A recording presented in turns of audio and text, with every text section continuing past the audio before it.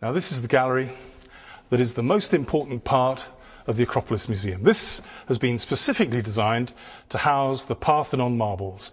And for those of you who know your history, that means the Elgin marbles. And those are the friezes from the Parthenon that are in the British Museum in London. Now, what you're looking at here is a dress rehearsal. And these are all copies of the frieze. Now this wall here is completely to scale, and this represents the real size of the inside of the Parthenon. Now, we can see the places where the British ones are, as it were, and the Athenian ones are. Now this piece here, for example, is from Athens, and it stays there. And the reason I can tell you that is because it goes all the way back here. That's where the original is going to go.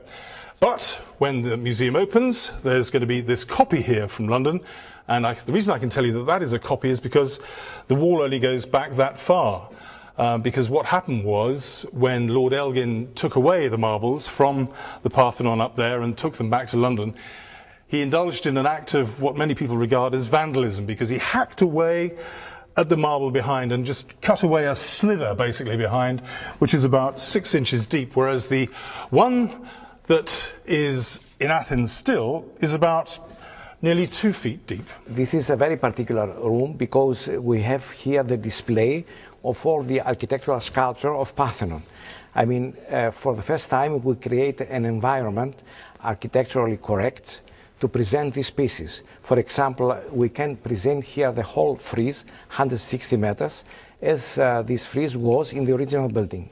We can put the metopies, the huge panels, around the temple between the columns. As you see here, we have the columns, same number columns as the Parthenon. And at the front and the rear, we'll put the pediments of Parthenon. So we have here all the architectural sculpture of Parthenon, and opposite on the north side of the museum, you can see the Parthenon, the original building. The one thing you have to remember is that all of these pieces of the frieze are just casts at the moment. They're not the real thing. They're just here to give you an idea of what the real thing is going to be like. And when the museum opens up, supposedly on schedule in September, then these will be taken down and the real pieces will be put in their place. That's the Athenian pieces, of course, because the Elgin marbles, the British pieces, will remain in the British Museum in London. But once the real pieces are put in here, that's going to put serious pressure on the British Museum to let the Elgin marbles come back to where they came from. The pressure is very natural. I mean, we don't do anything to do a pressure. But it is clear that for the visitor, one piece is here in original, next piece in London, the other piece in Athens, next piece in London, and some pieces they are half in Athens, half in London, same piece, same figure. So it is a problem. Now this is one of the more spectacular elements of the building. You're able to walk off the floor straight over onto a glass area and look down onto ancient Athens. And quite spectacular it is too. What you're looking at beneath my feet are ruins that date back to the 4th century BC, which was the classical period. And the more modern stuff that you're looking at dates back to the 7th century AD, 1100 years on, and that was the Byzantine period.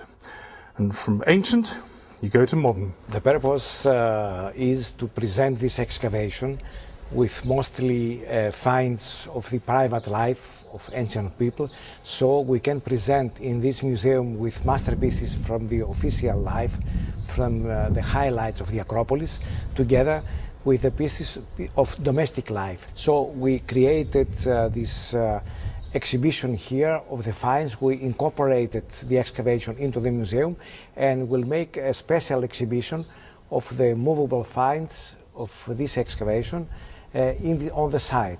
So people can have both experiences on this museum. Are you trying to make archaeology more interesting?